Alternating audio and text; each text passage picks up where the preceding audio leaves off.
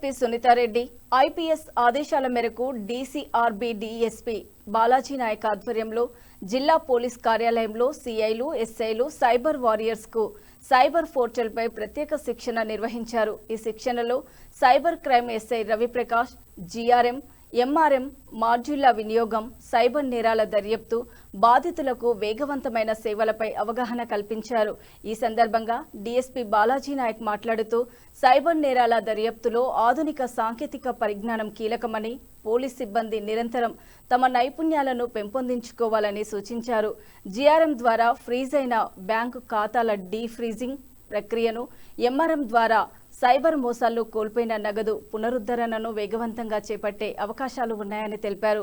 ముఖ్యంగా 50,000 లోపు ఫ్రీజ్ అయిన నగదును నిబంధనల మేరకు కోర్టు ఉత్తర్వులు లేకుండానే బాధితులకు తిరిగి అందించే అవకాశం ఉందన్నారు। సైబర్ ఫిర్యాదులను బాధ్యతాయుతంగా పరిశీలించి సాంకేతిక వనరులను సమర్థంగా వినియోగిస్తూ బాధితులకు త్వరితగతిన న్యాయం అందించాలని ఎస్పీ సునీతారెడ్డి సూచించారు। తప్పనిసరి, ఎందుకంటే సిఐఆర్ పోర్టల్లో మీరు ఎప్పుడైనా మొబైల్ ఫోన్ పోగొట్టుకున్నట్లయితే కనుక కంపల్సరీ ఆ ఇన్వాయిస్ని కూడా మనము ప్రొడ్యూస్ చేయాల్సి వస్తుంది। దాంట్లో IMEI నెంబర్ కూడా ఉంటుంది। సో అందుకని మీరు ఒకవేళ సెకండ్ హ్యాండ్లో కొన్నప్పటికీ కూడా మీరు కంపల్సరీగా దాని యొక్క ఇన్వాయిస్ అనేది మీరు కంపల్సరీ మీరు దగ్గర పెట్టుకోండి। అంతేకాకుండా చాలా వరకు మనము ఎన్నిసార్లు అప్పీల్ చేసినప్పటికీ కూడా మొబైల్ ఫోన్కి చాలా వీక్ పాస్వర్డ్స్ అనేది పెట్టుకుంటున్నారు।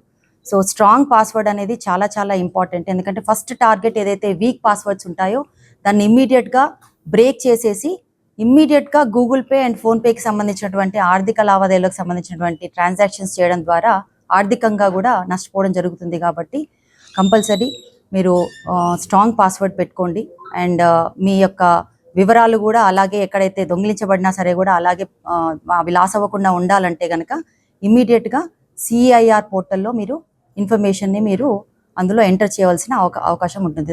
దాని ద్వారా ఇమీడియట్గా 24 అవర్స్లో బ్లాక్ అనేది జరుగుతుంది। సో ఈ టీంలో చాలామంది CCS అశోక్తో పాటుగా దొంగతనం అయితే కనుక కేసు అవుతుంది। కొంతమంది తెలిసి తెలియక దొంగిలించిన వాడు ఏం చేస్తాడంటే దాన్ని అమ్మేయడం జరుగుతుంది। అమ్మినప్పుడు సెకండ్ హ్యాండ్ లాగా దాన్ని కొనుక్కోవడం జరుగుతుంది। సో వాళ్ళ మీద కేసులు కావు, చోరీ చేసిన వాళ్ళ మీద కేసులు అవుతాయి।